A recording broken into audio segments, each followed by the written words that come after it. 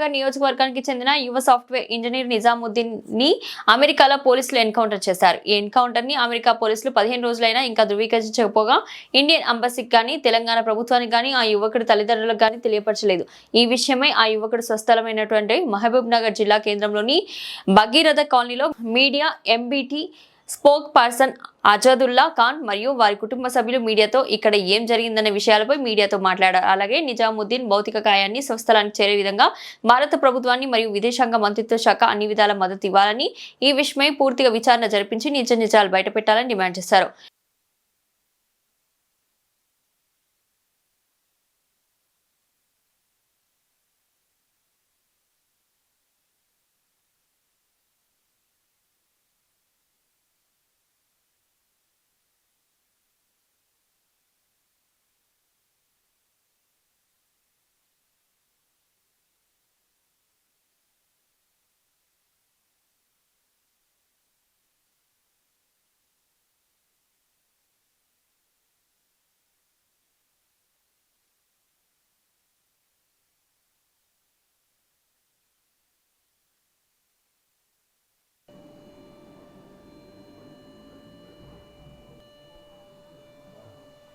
Company వాళ్ళు work చేస్తలేరు అని అనవసరం, వర్క్ చేస్తూనే ఉన్నారు. సింగిపాణి అని ఒక వ్యక్తి అంట, ఆ వ్యక్తి చెప్తున్నాడు పని చేస్తలేదు, పెండింగ్ ఉంది. ఒక నాడు డైరెక్టర్కి ఫోన్ చేసినాడు, కంపెనీ డైరెక్టర్ చెప్పినా సార్ వస్తానికి వస్తా అన్నాడు. చెప్పి 4 దినాలు ఇట్లా చెప్పి 4 days అక్టోబర్ 20 దాని తర్వాత జరిగింది. కానీ మీకు ఆ పోలీసులు అప్డేట్ చేయలేదా?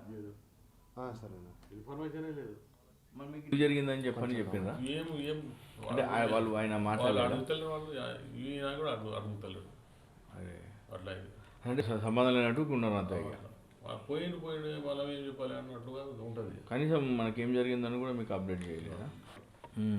ఇప్పుడు ఆన్నే ఉండి 20 సంవత్సరాలు మా వాడిది 8 years 20 years. ఎందుకు జరిగిందనే విషయం అప్డేట్ ఏం లేదు, అంతే జరిగింది అంతే. లేదన్నా అదే మనకి ఆ బాడీ రానికి మనం మాట్లాడిన దగ్గర నాన్న మీరు రానిగా చెప్పినా రమ్మని కాక dead body. Sir good morning sir. Sir ఈ బాబుది ఏమైనా ప్రాసెస్ స్టార్ట్ అయిందా సార్? అదే వాళ్ళ ఇంట్లోనే ఉన్నాము మేము, అదే సార్తో కూడా మాట్లాడదామని చెప్పేసి. వస్తారా సార్ ఇంటికి ఏమన్నా? ఇక్కడ స్టార్ట్ అయింది. IAS officer, hello sir sir sir IAS officer sir శివలింగ అని చెప్పి సెక్యూరిటీ థియరీ మేము అదే పనులు హైదరాబాద్లో మాట్లాడుతాం. ఓకే సార్, మాట్లాడతారా సార్ వీళ్ళతోటి? మాట్లాడతాం. ఒకసారి శివలింగ ఐఏఎస్ ఆఫీసర్ ప్రశ్నిస్తుంటే ये होना वाली करे सारे काम, पूरा काम हो साजिश कंपनी की साजिश सेवा दे हुए भाई। पूरी काम पे हूँ कैसे लेकर నా పేరు హసనుద్దీన్, నా కొడుకు పేరు మొహమ్మద్ నిజాముద్దీన్ 2015లో ఇక్కడ నుంచి చదువు కోసం అమెరికా పోయిండు. కాలేజ్ ఆఫ్ ఫ్లోరిడా పోయిండు. ఫ్లోరిడాలో చదివిండు 2 years. ఎంఎస్ అయిపోయింది. ఎంఎస్ అయినాక 1 year సర్చింగ్లో తిరిగిండు. సర్చింగ్లో ఉద్యోగం పొందిండు. సోచ్ కంపెనీలో వర్జీనియాలో సోచ్ కంపెనీ అండి, సోచ్ కంపెనీలో పనిచేసినాం 2 years 1920. అదా 21లో గూగుల్ కంపెనీ జాయిన్ అయ్యాడు. గూగుల్ కంపెనీ జాయిన్ అయినాక 25 వరకు వీసా ఎక్స్పైర్ అయింది. ఎక్స్పైర్ అయినాక మళ్ళీ పర్మిషన్ పెట్టిండు. మళ్ళీ 6 నెలలు వీసా పర్మిషన్ ఇచ్చిండు. అక్కడ పనిచేస్తే వాగ్దానాలు, కొట్లాటలు, సతాయించడం కంపెనీలో ఈ విధంగా జరిగింది. ఆ తర్వాత రూమ్మేట్ కూడా కంపెనీకి చెందిన వ్యక్తులే ముగ్గురు. ఒకసారి ఇసం వేసినాడు, ఇసం వేసినాడు అన్నంలో. ఇసం తిన్నాడు. తిన్నాక 2-3 వాంతులు చేసుకున్నాడు. వాంతులు చేసుకున్నాక అది ఎట్లా తెలిసి అంటే మా బాబుకి ఒకసారి ఫోన్ చేస్తే దగ్గుతున్నాడు. ఎందుకు దగ్గుతున్నారా అంటే జహర్ దాలేసే ఖానేమే అని చెప్పిండు. ఇట్లా ఈ విధంగా చంపాలి అని వాళ్ళ ఉద్దేశం. వీళ్ళు టార్చర్ చేయడమే కంపెనీలో చీకి పాండే అని ఒక వ్యక్తి టార్చర్ చేయడంలో, లీజా సాంచెస్ జూలీ ఆ మెడల్ ఇద్దరిద్దరు సతాయించడం, వర్క్ వర్క్ చేస్తున్నానని దారుణంగా డైరెక్టర్ ఆఫ్ గూగుల్ కంపెనీకి ఫోన్ చేసాడు. మీరు ఒకసారి వచ్చి చూడండి నేను చేసినా లేదా అని ఫైల్ చూపించాడు. మొత్తం ప్రజలకు చేసిన 1 month పెట్టిన ఫైల్ వీళ్ళు చేస్తలేరని సతాయిస్తున్నాను. మన పరుపాయే కదా అని వీళ్ళ ఉద్దేశం. లీజా సాంచెస్ అండ్ జూలీ చీకే పాండే. ఇక పరువు ఎట్లా పోతుంది? సతాయించడమే పరువు. సతాయించడం తప్పు కదా. ఆ తప్పుని సరిదిద్దుకోలేదు, తప్పు అయింది అని ఒప్పుకుంటలేరు వాళ్ళు పరుపాయ. ఇంకోటి ఇంటికాడ ఒక సిఐడిని పెట్టిండు, ఎరిక్ థామ్సన్ అని. ఆ సిఐడి పెట్టడం అవసరమా? అవసరం లేదు, అనవసరం పెట్టి ఆయన సతాయిండు, తలుపులు పెట్టిండు, ఏమేమి చేసిండు ఎరిక్ థామ్సన్ బాబుకు. తర్వాత వీసా ఎక్స్పైర్ అయినాక ఈయన పర్మిషన్ గవర్నమెంట్కి 6 నెలలు పర్మిషన్ తీసుకున్నాం, ఎక్స్టెన్షన్ వీసా అని తీసుకున్నాం. 6 నెలల్లో ఇట్లా చేసి. ఇంకోటి 18 దినాలు అవుతుంది బుల్లెట్ కొట్టి. ఎంబీసీ చెప్పాలి, ఇండియన్ ఎంబీసీకి, అది కూడా చెప్పలేరు వాళ్ళు. నాకు ఫోన్ చేసి చెప్పాలి, అది కూడా చెప్పలేరు. మా బాబు స్నేహితుడు రైచూరుకు చెందిన వ్యక్తి సయ్యద్ ఖాజా మునీద్దీన్ అని ఫోన్ చేసి చెప్పాడు, మీ బాబు దగ్గర మాట్లాడారు సార్ తు బాత్ కరేకా అని. బాత్ 3 తారీఖు వరకు మాట్లాడినా, 4 తారీఖు నుంచి సిగ్నల్ మీద మాట్లాడుతున్నా, ఏం రెస్పాన్స్ వస్తలేదు. గూగుల్ వాట్సాప్ మీద మాట్లాడుతుండే, వాట్సాప్ వీళ్ళు క్యాచ్ చేసి ఎరిక్ థామ్సన్ ఏమేమి మాట్లాడుతున్నా ఆయన రికార్డ్ చేస్తున్నాం. రికార్డ్ అవుతుంది అని వాట్సాపే తీసి వారి సిగ్నల్ మీద మాట్లాడుతున్నాయి. ఇంత సదాయించి లాస్ట్కు రెంట్ కట్టాలి అని రెంట్ కడతా ఉన్నాడు నెల దాకా. అప్పుడు రెంట్ తీసుకున్నప్పుడు గూగుల్ కంపెనీ వాళ్ళు చెప్పవచ్చా, మనం ఇచ్చిన రెంట్ రూమ్ నువ్వు ఎందుకుంటావు చెప్పొచ్చు కదా. ఆ గవర్నమెంట్ కూడా పర్మిషన్ ఇవ్వకూడదు. ఎందుకంటే పీరియడ్ అయిపోయినాక వెళ్ళిపోండి అని చెప్పాలి. ఆ విధంగా చెప్పకుండా తన స్వార్థం కొరకు బతికే గవర్నమెంట్ అమెరికా వాళ్ళు పైసలు తీసుకొని ఎక్స్టెన్షన్ చేస్తాం, తన స్వార్థం కదా. ఈ విధంగా మళ్ళా వాళ్ళకి ఉన్న దోస్తులకు, అదే కంపెనీలో చేసిన వ్యక్తులకు ఇది కొట్టండి, తమాషా చేయండి అని నేర్పడం, వాగ్వివాదం జరిగింది మధ్యలో. ఏసీ తీయండి, ఎట్లా ఉంటారు చూడండి, మాటి ఏసీ తీసి పారేయాలట. ఈ ఎండాకాలం ఎట్లా బతుకుతారు అని పీకలాట. అంతవరకు మళ్ళీ ఇంకోటి, ఈయన దగ్గర కత్తి ఉంది అని చెప్తున్నారు, మెసేజ్ ఇచ్చిన వాళ్ళు. అది కూడా నిన్న ఇచ్చినారు. జరిగింది 4 తారీఖు నాడు, ఇచ్చింది నిన్న. మాకు కూడా ఇన్ఫర్మేషన్ లేదు. ఆ శవాన్ని గతి ఏం కావాలి? 18 దినాలు పెట్టుకుంటే బుద్ధి లేని మాట ఉంది ఇది.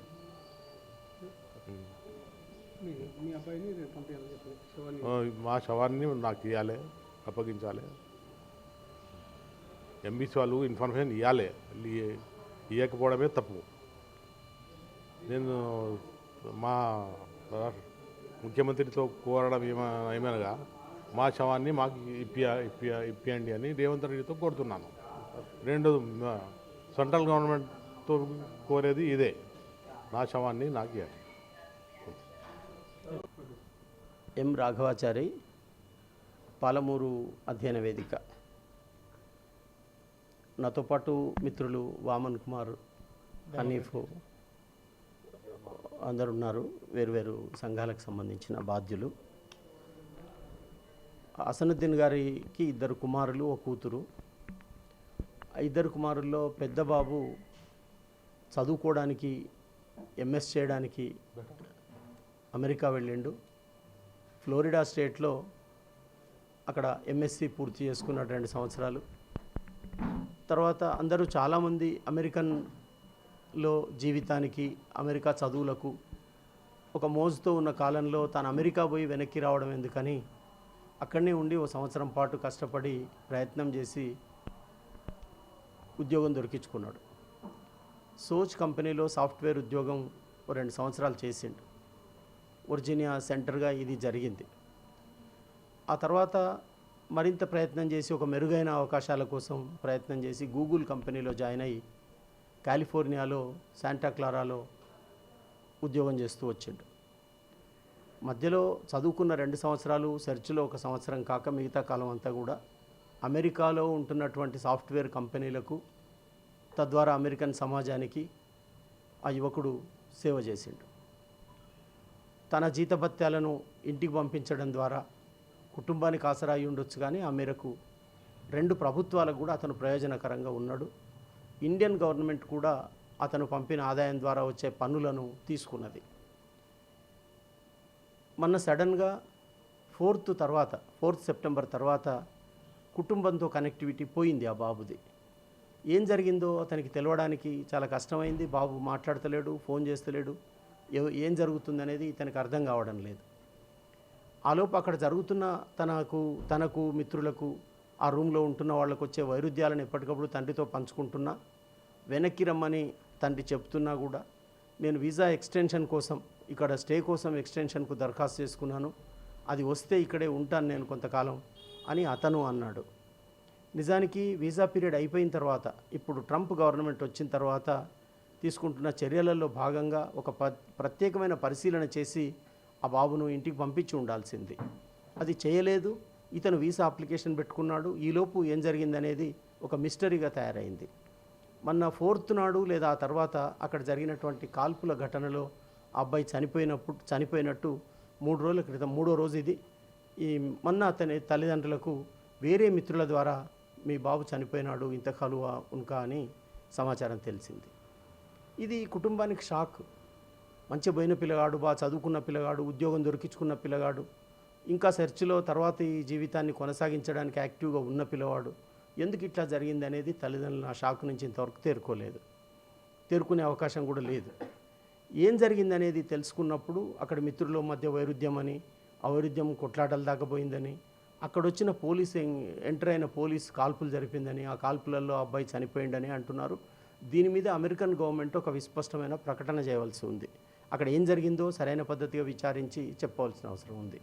అప్పటిదాకా అమెరికన్ గవర్నమెంటే ఈ హత్యకు బాధ్యత వహించవలసి ఉంటుంది. స్టేట్ అయితే కాలిఫోర్నియా స్టేటు, అక్కడున్న గవర్నమెంటు, మొత్తంగానే ఫెడరల్ గవర్నమెంట్ చాలా చిన్న విషయాలు ఇవాళ ట్రంపే నేరుగా జోక్యం చేసుకొని మాట్లాడుతున్న పరిస్థితులలో వాళ్ళు ట్రంప్ బాధ్యత వహించవలసినటువంటి అవసరం ఉంది. ఇది మర్డర్ అని మేము అనుకుంటున్నాం.